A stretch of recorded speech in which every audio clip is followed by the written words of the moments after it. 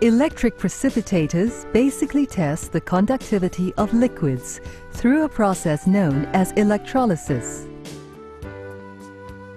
An electric current is applied to two electrodes, which are then immersed in water. Naturally occurring water generally contains dissolved salts and minerals, which makes it a conductive medium. This means that when an electric precipitator is immersed in normal tap water, an electric current passes between the two electrodes. The salts react with the electrodes and causes tiny portions to dissolve and cloud the water, making it seem dirty. This precipitation is from the electrodes. Distilled or reverse osmosis water is not conductive because dissolved salts and minerals have been mechanically removed. Hence, when an electric precipitator is immersed in distilled or reverse osmosis water which is not conductive, there is no electric current passing through the electrodes, no reaction, and hence no precipitation or clouding. So which type of water is cleaner?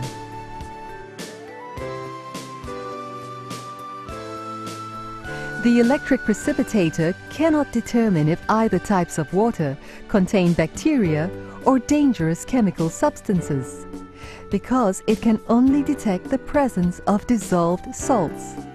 If a few grains of salt is dissolved in the distilled or reverse osmosis water, the electric precipitator test would immediately result in precipitation, just like normal water, as it now contains salts.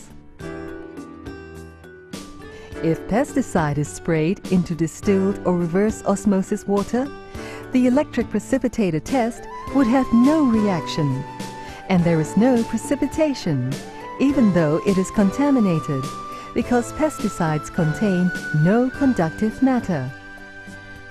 Similarly, if a chemical dye is added, it won't be detected. Conclusion: it is misleading to conclude that one can determine the pureness of your drinking water by testing it with an electric precipitator. It is just the wrong test to use. What is a TDS meter? The TDS meter, like the electric precipitator, measures the electrical conductivity of water, which indicates the amount of total dissolved solids, or TDS, in water. It cannot and does not measure the purity of water, as it is not able to detect bacteria, viruses, nor chemical substances like pesticides. Obviously, normal water with dissolved minerals would show a higher reading compared to distilled or reverse osmosis water, which are essentially empty water.